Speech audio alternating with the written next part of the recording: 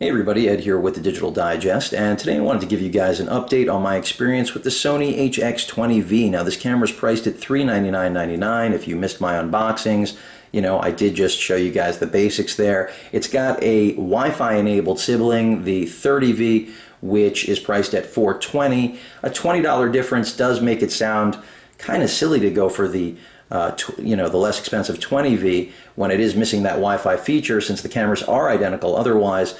However, the price has dipped since my unboxings. You're now looking at $370 for this camera, which does make it a far better value, especially if you're not interested in the Wi-Fi features, which I will get into in my 30V coverage. So let's talk about what we're getting here at that $370 price point.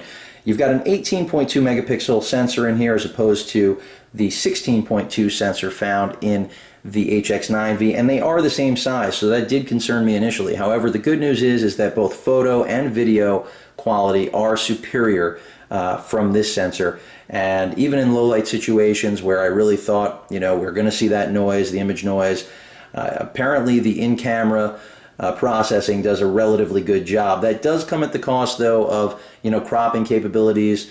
You are going to see a little bit of that watercolor effect going on, but really very, very small critique there for what is so far, in my opinion, one of the best compact point-and-shoot cameras to date that I've ever used.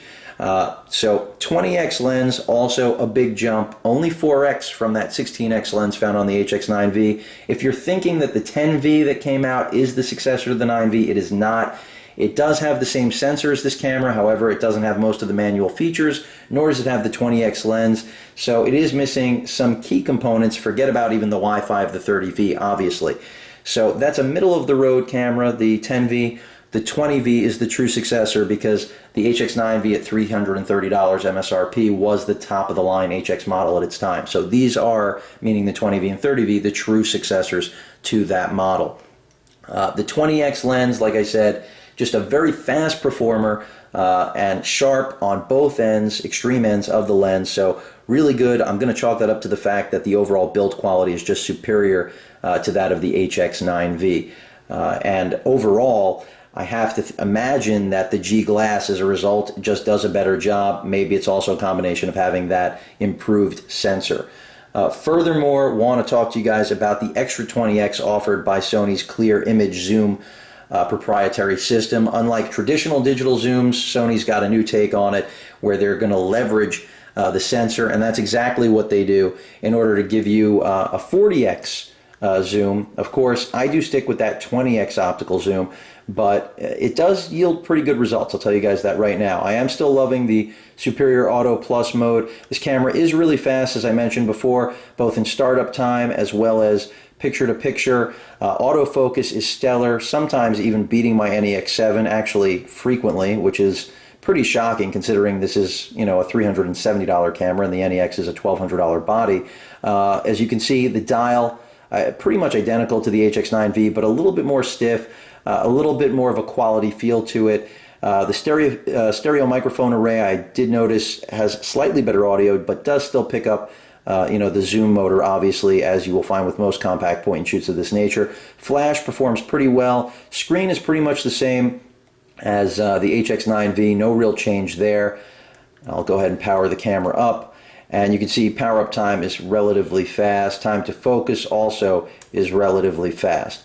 In terms of the ergonomics of the camera, the thumb pad is a little bit smaller than what was on the HX9V, but as a result, less mistaken presses of the movie button. And the movie mode, by the way, another thing to benefit tremendously, no lag time really to capturing HD video here, whether in 1080p, 60p, AVC HD or MPEG-4 quality videos.